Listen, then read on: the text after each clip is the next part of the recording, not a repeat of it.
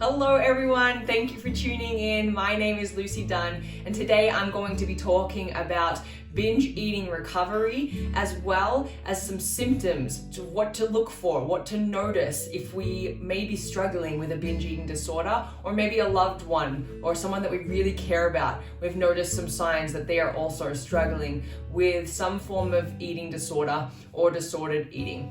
In this video, I'm going to share a case study of one of my amazing clients that has been through all sorts of stages with her eating disorder. This is something that she's struggled with for over 15 years of her life, and she felt like she never ever could get a handle on why this was happening to her or how she could stop it. She actually got to the point where when her and I were speaking before we started working together, she said that she was done. She was giving up hope that this was ever possible for her. The recovery from food controlling her life was even a possibility. So I cannot wait for you to hear about Susan's story in this video. I'm also just going to be covering some common signs and symptoms to maybe help you identify if this is something that you are struggling with.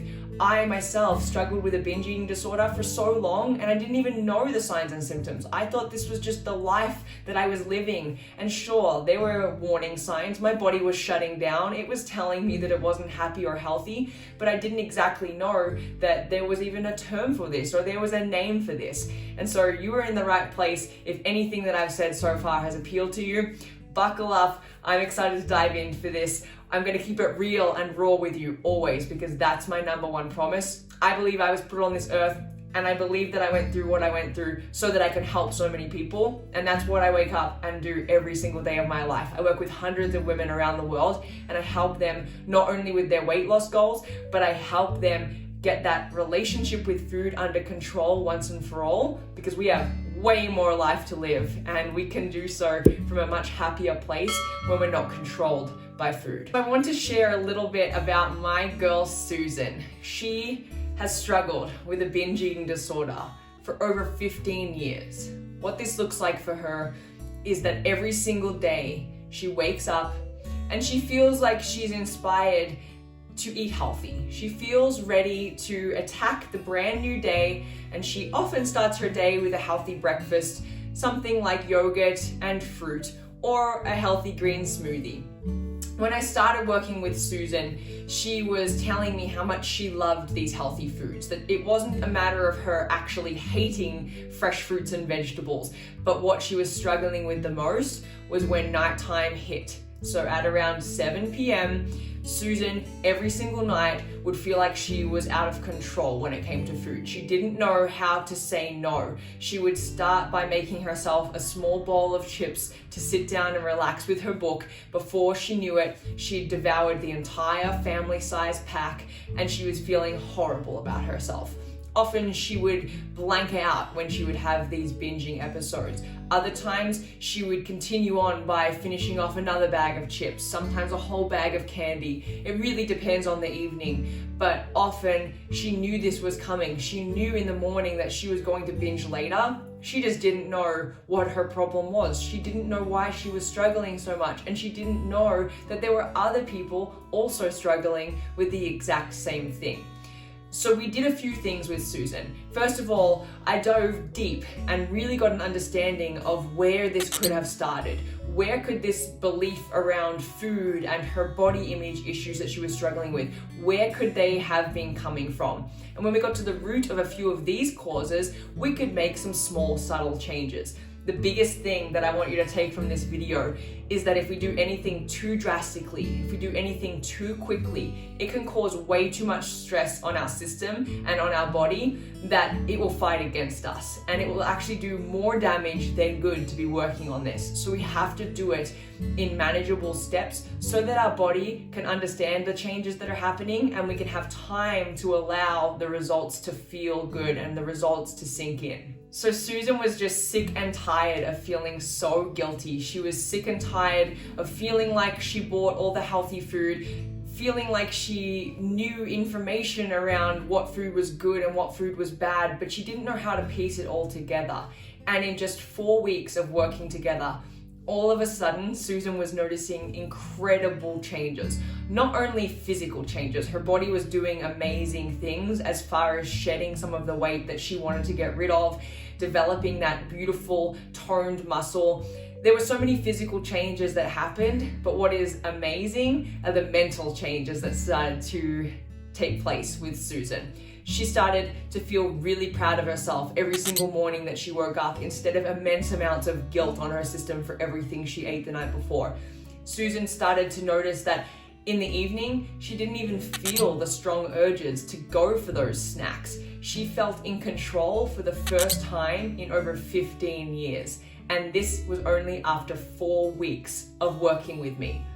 We made some changes to Susan's life, but let me tell you this, we didn't make anything drastic. This wasn't about putting Susan on a meal plan to help her get rid of her binge eating disorder. This was about realizing what Susan's system needed so that she could actually feel in control, so that she could actually make choices from a really empowered state, and that's exactly what we did. The first thing we did, it sounds so counterproductive to what we are conditioned and what we're told all of the time. We actually doubled the intake of her food per day. When we do that, it can be scary. She said, "You want me to eat how much food per day?" But what we do is no food is off limits. So she was able to, with the program that I have, work out what she actually needed to eat, how to make it fit as close to these numbers as possible. And before she knew it, she was feeling amazing. She was seeing results. And the best part, she wasn't feeling those huge urges to reach for those snacks late at night.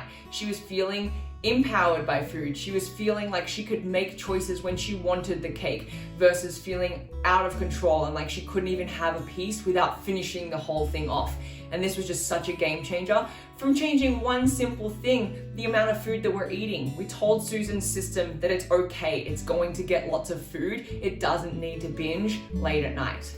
Another thing that we did for Susan is that we made sure she got rid of this mindset that food was bad. When we start to view all food as being okay and allowed, it tells us in our brain that we don't need to binge on the bad food. Because you know what? On a Tuesday morning, if we want to have a muffin or a donut for breakfast, we can have it. We don't need to save it for the evening. We don't need to save it for the weekend and then we binge on it. Because when we're restricting and when we're telling ourselves that food is bad, our system is going to work against us when it gets a little taste of that. We're only human. Of course we want to have a donut for breakfast every now and then. And so it can be really hard to keep control of that and to feel happy about our decisions when we're viewing food as bad. So the other thing we did with Susan is we really worked on her mindset around why she viewed foods in a certain light. And once we started to make some good changes there, all of a sudden, Susan didn't feel like she had to eat all of those bad foods at one time because she wasn't viewing them as bad anymore. She was viewing all foods as equal and she was eating them when she felt drawn to eat them versus saving all the bad foods for the nighttime or the weekend and then being out of control. So we brought everything back down to a happy level. And all of a sudden, again, Susan was noticing amazing results. So now that you've heard a little bit about Susan's story and how she's doing, I want to talk to you, the person on the other end of this video who may be struggling with some sort of eating disorder. And I want to share with you some of the tips and steps around what is involved to actually make a full recovery, because it is possible for you. If I can do it, if Susan can do it, there is no reason on this world that you cannot do it. But what I want you to first understand is the actual stages of where you could possibly be of your eating disorder, because there are a few of them. The stage number 1 is the pre-contemplation stage. This is where potentially a family member or a friend has said something to you around an eating disorder, or maybe they have made a comment around food that you're eating, or how you're always restricting, or how you're always on a diet. This pre-contemplation stage is not yet you at the position where you say, okay, I have an eating disorder, I have some sort of disordered eating, I need some help with this. That comes in a little bit. This stage is where some other people are starting to notice some things. And what I'll tell you, I was in this pre-contemplation stage for so long, but you know what? Anybody that said anything to me, they were dead to me. They were out of my life, and it's so sad and it's so unfortunate. They were just trying to look out for me. But the really sad part is that I didn't think there was anything wrong, and I was wondering why they were trying to bring me down. And so now on the other side of things, I can look at this in a different light. But please, if there are people that are starting to say things to you out of love and out of their caring nature, there's something to think about there. I'm not asking you to make any drastic changes right now, but take it to the next step and just start to give it a little bit more of your time and your attention, because there's a reason these people are saying these things. Another part of this pre-contemplation stage is you're not sure what to do. You're not sure where to turn. There's so much overwhelming information out there, but what I want you to know is there is a solution and you can recover. So as you're exploring this territory, as you're discovering what this can all look like, please just keep in your mind that recovery is possible, and it's possible for you. The next stage of when we're trying to identify what's going on with our eating disorder is this preparation stage. This is the stage where you have said, okay, I have some sort of issue around food. I don't feel completely normal. I feel like I'm always on a diet. I feel like I'm always binge eating, and I don't know how to get a control on this. Or, maybe you're purging your food and this has just been something that's happened to you for so long and you don't know how to get a hold on it. You can't see the light. You can't see that there is a possibility that something else could happen for you. And so what I want you to do is, the best advice I have for you around this is to talk to someone that you trust. Talk to somebody that is a coach, or potentially someone that has dealt with something like this before. In this stage where you realize that there is something you'd like some help with, the best thing that you can do is talk to somebody about it. Another stage is the action stage. In my opinion, one of the most difficult stages. This is where you're actually starting to take the steps to overcome your eating disorder. You're putting in the work. You have a plan. You know what to do. It is now just about being consistent and putting it into action. If you are in this stage right now, my heart goes out to you. Keep going. Keep doing exactly what you are doing. It will pay off. The amount of times that I wanted to throw in the towel and that I wanted to say, I'm not doing this anymore. If I had $1 for every time I said that, I would be a billionaire. But please trust me, recovery is possible. You have a plan, put it into action, and it's okay if you relapse. It's okay if you take a few steps backwards. It's okay if you fall and you struggle and you feel like you want to give up. But I promise you, if you keep going, it will be so worth it. Final stage is what I call the maintenance stage. This is where about 6 months has passed, where you feel like you've gotten a really good handle, a really good control on this disordered eating or your eating disorder. And now it's time to introduce some other things.